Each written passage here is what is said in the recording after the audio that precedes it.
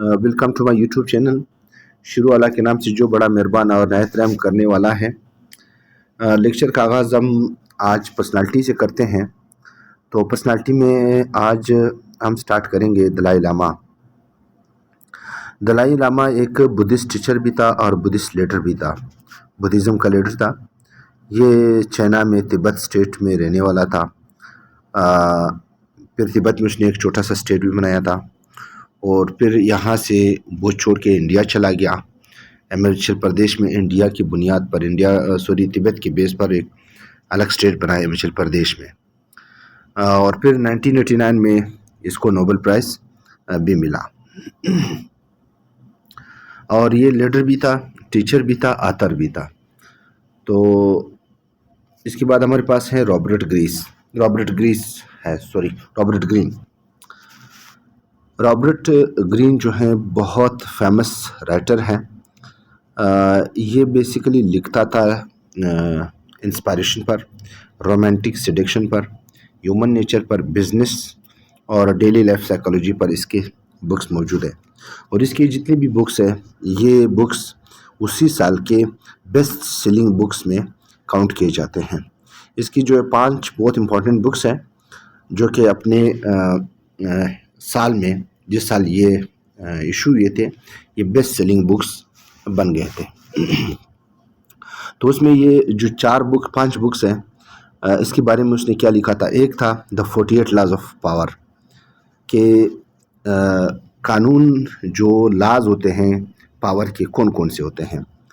مطلب اس میں اس نے یہ چیز بیان کر دیا کہ اگر آپ پاور میں ہو تو آپ نے کن کن چیزوں کا خیال کرنا ہے. دا 48 لاز آف پاور، ٹھیک ہے. اس میں آپ نے زیادہ ٹرسٹ نہیں کرنا ہے، آپ نے ضرورت کے مطابق زیادہ نہیں بولنا ہے جب آپ پاور میں ہوتے ہیں، اور آپ نے اپنے جو سرکمسٹانسز ہے اس کا زیادہ خیال کرنا ہے، اور آپ نے دشمن کے ساتھ جو نیگوسیشنز ہیں اس پہ زیادہ ٹرسٹ نہیں کرنا ہے. تو اس طرح بہت سارے لاز تھے.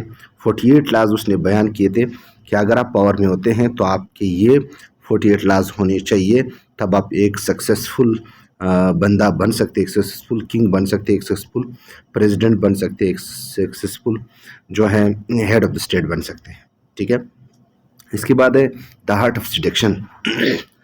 یہ تھوڑا سا ایک قسم کا بک تھا جس میں اس نے ایک امورل اسٹرکچر آف لائف کو ڈسکرائب کیا تھا کہ اب مطلب اگر آپ کسی کو فالو کرتے ہیں کسی کاز کے لیے، تو آپ کا کون سا آرٹ ہونا چاہیے کہ وہ الٹا آپ کو فالو کرے.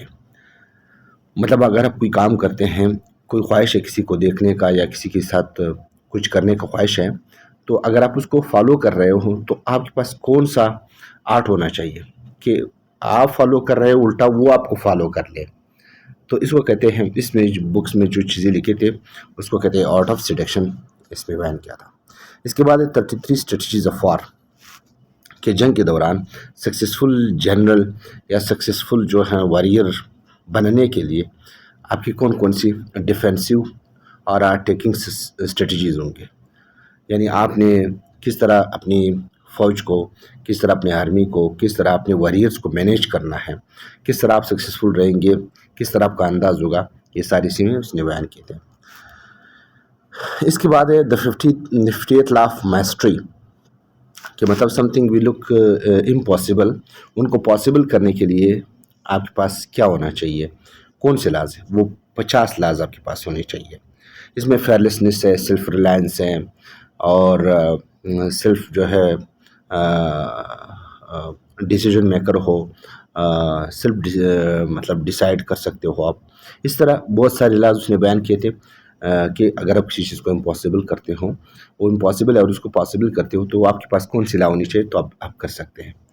اس کے بعد ہے اس نے نیکسٹ بک لکھا تھا، یہ سارے بیسٹ سیلنگ بکس بنے تھے، the laws of human nature, کہ انسان کے نیچر میں کچھ لاز ہیں جو کہ ہر انسان میں موجود ہوتے ہیں. اس میں مثال کے طور پر اس نے بیان کیا تھا کہ انسان بنیادی طور پر جو ہے وہ لالچی ہوتا ہے، ٹھیک ہے، گریڈی ہوتا ہے. تمام انسانوں میں ہے، اچھے سے اچھے کی تلاش میں ہوتا ہے. تمام انسان جو ہے وہ سچویشن کے مطابق جھوٹ بھی بولتے ہیں اور سچ بھی بولتے ہیں، ٹھیک ہے. اور تمام انسانوں میں ایک قسم کی خوبی پائی جاتی ہے، وہ اچھی بھی ہو سکتی ہے، بری بھی ہو سکتی ہے. تو ہر انسان کی بنیادی طور پر کچھ لاز ہے، وہ تمام انسانوں میں ایک جیسا ہے. تو اس میں اس نے لاز آف ہیومن نیچر کو ڈسکرائب کیا تھا.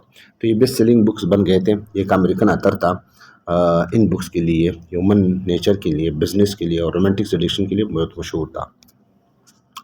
اس کے بعد ہمارے پاس ڈاکٹر حمید اللہ یا محمد حمید اللہ، یہ ایک اسکالر تھا، اسلامک اسکالر تھا. یہ حیدرآباد انڈیا کا رہنے والا تھا اور پارٹیشن کے بعد یہ پاکستان آیا تھا.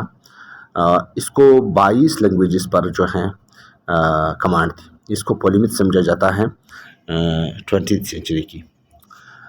اس کی جو امپورٹنٹ بکس ہیں اکثر ایگزام میں بھی آتے ہیں.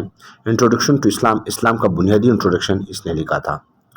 اور پھر اس نے ایک کتاب لکھا تھا دا ایمرجنس آف اسلام. نام سے ظاہر ہے کہ اسلام کا ایمرجنس کیسے ہوا تھا، اور اس میں اسلام کی بنیادی ساری چیزیں شامل جو ہم پڑھتے ہیں. دا مسلم کنڈکٹ آف اسٹیٹ، کہ مسلمان اپنی اسٹیٹ کو کس طرح کنڈکٹ کرتے ہیں، یہ تھا. اور a general picture, Islam a general picture, اسلام کا ایک جنرل پکچر کھینچا تھا.